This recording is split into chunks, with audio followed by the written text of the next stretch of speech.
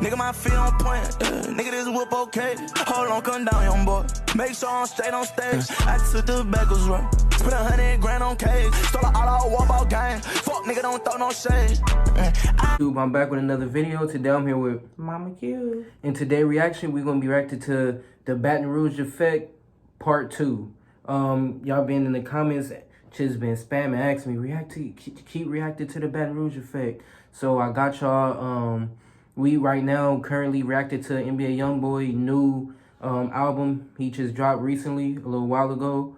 So yeah, y'all go check them videos out as well. And if this y'all first time running to my channel, y'all go subscribe, hit the bell so y'all can know whenever we posting. And right now we should be 200 subscribers away from hitting 1K. So y'all just keep supporting, keep subscribing. Thank you, and guys. Y'all also follow me on Instagram, and my mom is gonna be down in the description. And yeah, let's hop straight into this video.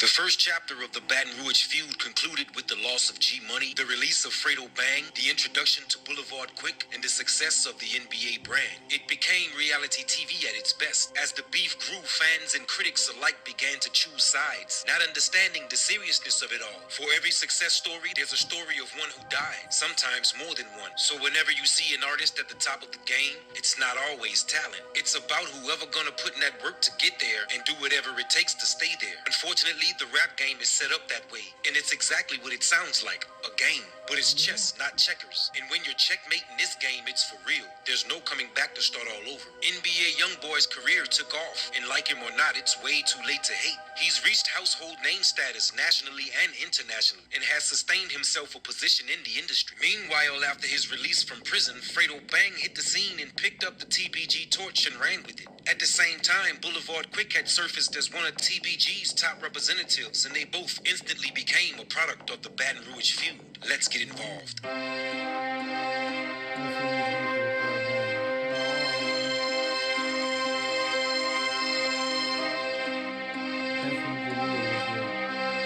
This one.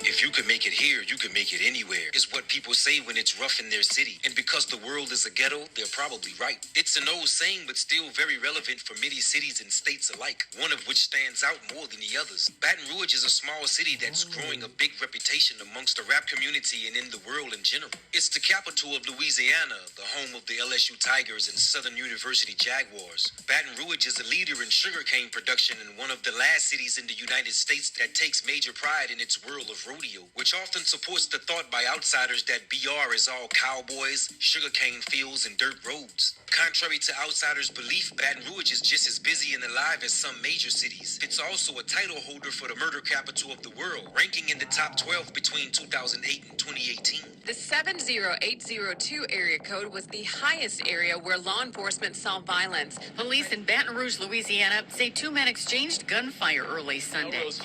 Crime is not a new phenomenon here in Baton Rouge. Thanks to the rap game, the world is orientated on the nature of a city through its rappers. And through each rapper's story, we all get a glimpse of what it's like in that city. In the early 2000s, Lil Boosie and Webby painted a raw picture of Baton Rouge for the world to see. And even though we enjoyed it, it wasn't pretty. Poverty, struggle, and hustle was the striking reality, and the results were always the same. Jail time, street beef, and ultimately murder. Fast forward to years later, and out of all the things that changed, there was one thing that remained the same, and that's the crime-ridden street element. Something the new wave of Baton Rouge rappers knew all about. That's why niggas playing.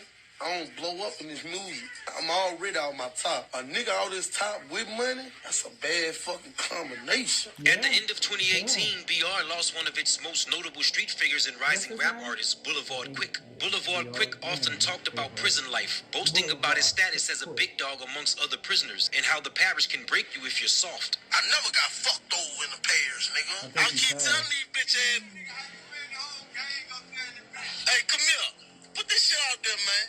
I put a lot of you bitch bitch ass niggas on that panic button, man. Louisiana is divided into parishes. A parish is simply a city, and East Baton Rouge Parish Prison has jurisdiction anywhere in the parish. In early 2018, the prison was labeled a debt trap after studies showed there were 25 debts in the prison between 2012 and 2016. The prison conditions are inhumane, officially making it a living hell, but that never stopped it from keeping a packed house. And if there's anything all Baton Rouge rappers have in common, it's boot camp at the parish prison. There is a crisis in the East Baton Rouge Parish Prison. There are too many deaths in the jail, and they want change. Just an hour away from Angola, Baton Rouge Parish Prison is considered one of the worst in the state, and most Baton Rouge rappers are a product of it. Lil Boosie, Boulevard Quick, Main Music, NBA YoungBoy, Fredo Bang, and many others were all a resident at the parish prison at some point in their lives. But running things in the jail and running things on the streets are two different things. Right. Muscle and manpower may run the jails, but in the streets, guns are king and everybody got them. We are a fucking problem. Nigga don't want to see TBG with nothing because we are going to be a real fucking threat to society. Boulevard Quick was released from the parish and got intertwined in the beef between the TBG gang and their former partners/comrades, the NBA gang. With all the news and internet coverage on this beef made it easy for anyone who got on board to gain instant notoriety. In the midst of the verbal battle, TBG's top gun, the real G Money, was gunned down and killed in Baton Rouge. Less than 1 year later, Boulevard Quick would suffer the same fate. Boulevard Quick. Baton Rouge police say the local rapper was shot and killed. Wells is now the second rapper from his record label who has been killed. Just last year, a rapper who went by the name G Money was also shot to death. Two TBG top dogs gunned down while beefing with the NBA gang has drawn more attention to NBA YoungBoy and the Never Broke Again movement. They're an example of the American dream, from have-nots to having it all. And when your money is right, you're ready for war. A verbal beef between them can only raise accusation and speculation, but never enough to convict someone. Either way, it's probably wise just not to beef with them unless your money is right. On the truck slang iron. Niggas kept trying, had to show them they can't touch me. These niggas steady keep dying. Although TBG lost two of their most valuable players, the talent from within just don't stop. TBG member Fredo Bang surfaced out of the parish in 2018, focused and ready for the world. By being a member of the Ops, he was automatically a part of the ongoing feud, and he was happy to oblige. Dirty talking. Out of all the beef with all these different dudes, they all from the same place, doing the same thing, they beefing. Everybody come up dead, but NBA YoungBoy, they gonna try to make it seem like he had something to do with it, or it's what it seemed like to me. How did the other guys get killed and murdered like that? What happened with them? They didn't do nothing to NBA YoungBoy. He lived through all that. All the haters, all the other guys. And he was actually real close friends with these guys. Right. They got into it. They come up dead. He lived. So that will make a lot of people hot. Knowing that they was beefing too. Yeah, that's weird. And how do NBA YoungBoy, you know, since he's older now, he's more mature, the beef is over, things are different. Have he spoke about in a calm way, in a humble way, in a mature way? Have he ever just really made another interview to just really talk about it? Interviews. Or to say something? I mean, he don't feel nothing about that? The last time he spoke on some beef was just recently.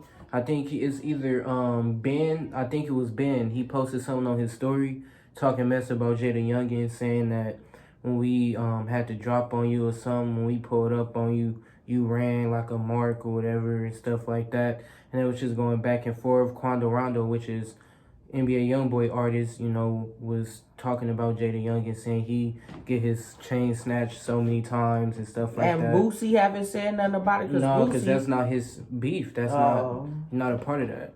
Oh. That's YoungBoy and Jada Youngin problem. Oh, okay. Because those are Jada Youngin and NBA problem. Oh, okay. So because we stay out of that. When they beef with when people beef with YoungBoy, they beef with him and his whole Everything. like his whole everybody. Yeah, when it's beef with the whole entourage. Right. Because, you know, they not finna just let somebody run their mouth about YoungBoy and they ain't gonna say Ain't nothing about it. Yeah. So, it's loyalty. Right. That's deep. That is deep. A lot of stuff happened. I'm so sad that them boys lost their life like that. That is crazy. It seemed weird, like something is fishy about that. Something is real fishy about it. Yeah, the way them boys lost their life like that, they probably did it to try to make it seem like NBA YoungBoy had something to do with it or something.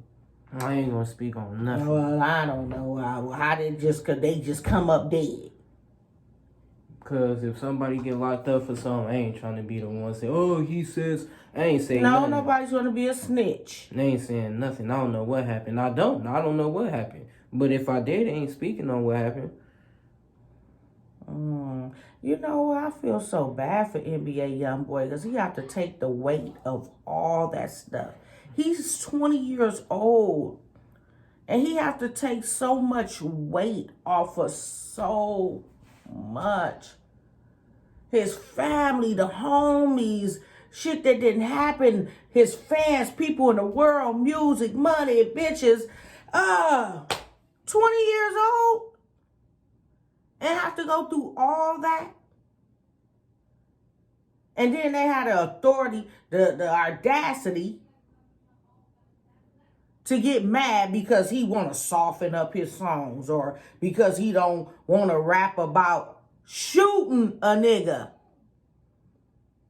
He want to talk about something more peaceful. He want to talk about love and life and being calm. But they don't want to hear that.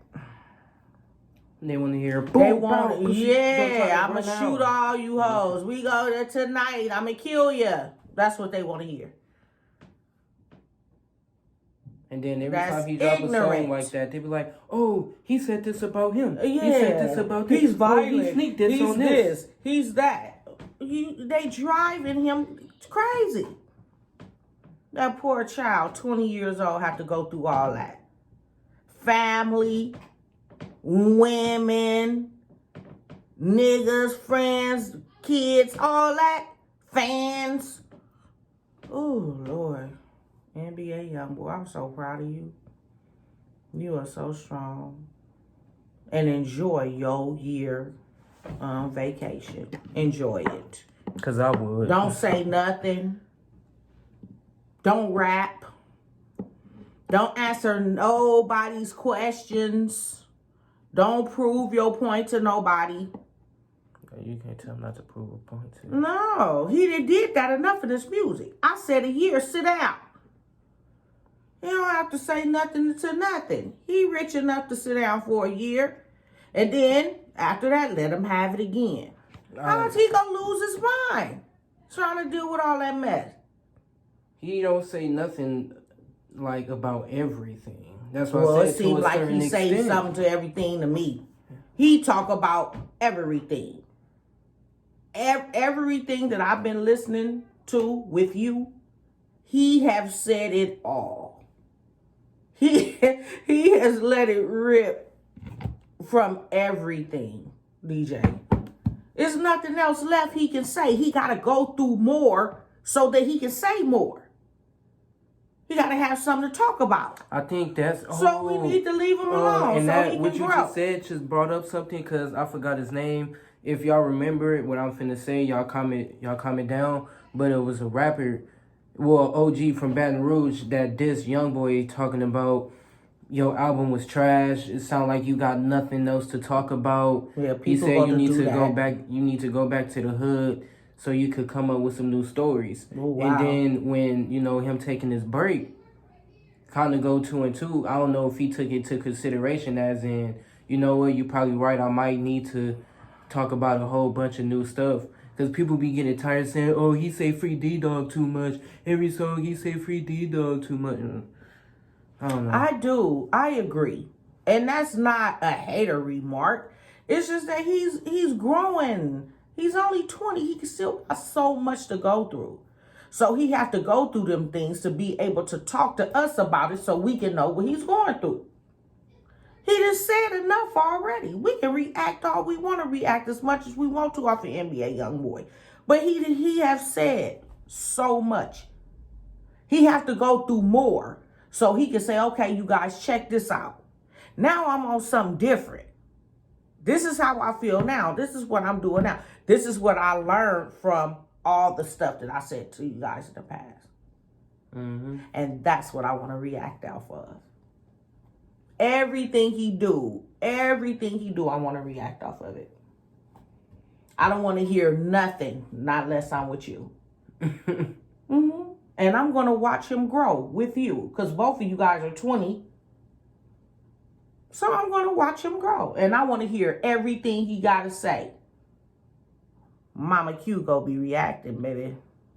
NBA YoungBoy. Yeah, but if y'all enjoyed this video, y'all please go subscribe. Hit the bell so y'all can know whenever I'm posting. Y'all go comment down below anything you want us to react to. And we got y'all. And y'all also go follow us on Instagram. Hit us up. Anything nice you want to tell us, you could DM us on Instagram. Or just DM us and ask us. Give us like a video you want us to react to. Anything. It helps. Yeah, we see y'all. Y'all be careful out here. Stay safe. All right. And they quick to say, Lil' Nooney trippin'. I think about my past and get in my feelings. I think about the people who deserve me. I think about the ones who didn't deserve me. Think about the ones who did me dirty. I won't let you close enough